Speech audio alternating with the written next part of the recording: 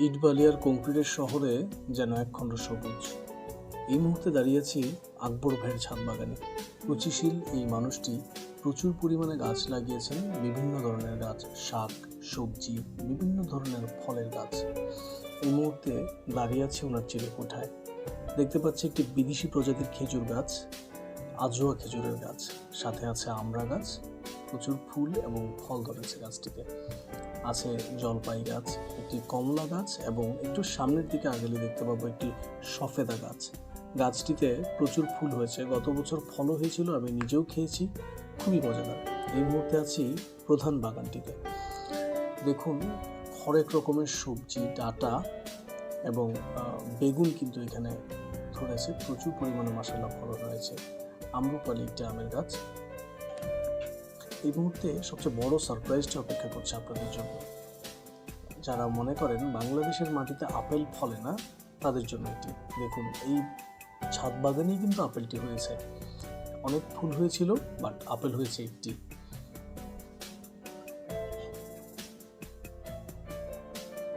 দেখুন এটি একটি বিদেশি প্রজাতির মালবেরি গাছ। মালবেরিও ধরেছে, খুব কাছ থেকে দেখলে দেখতে পাবেন কিছু ফল হয়েছে। সাদা জাম গাছ, এই জামটি পাকলে পুরোপুরি সাদা হয়ে যায় এবং খেতে খুবই সুস্বাদু।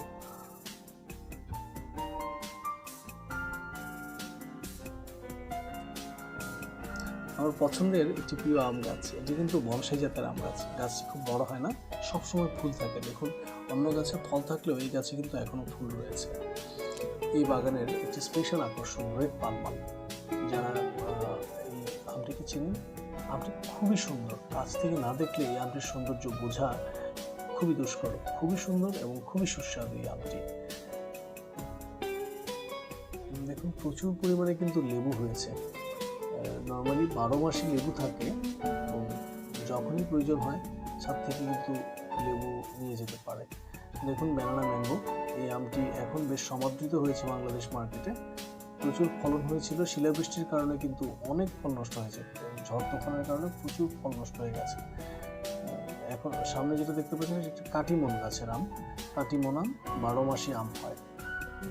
এখন যে গাছটি দেখতে পাচ্ছেন এটি কিন্তু সবচেয়ে দামি আম মিয়াজাকি, যেটির দাম প্রায় $100 পর্যন্ত হাঁকিয়ে থাকে ইউরোপিয়ান মার্কেটে বা জাপানিজ মার্কেটে।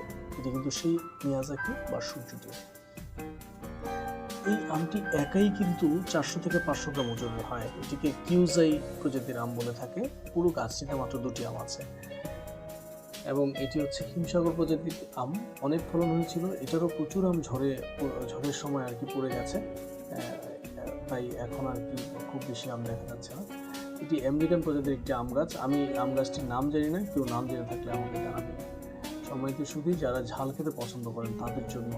এখন দেখুন কি সুন্দর দেখতে আফ্রিকান প্রজাতির আফ্রিকান নাগা মরিচ। দেখতে যতটাই সুন্দর, খেতে ততটাই ঝাল। তো আজকে এই পর্যন্তই।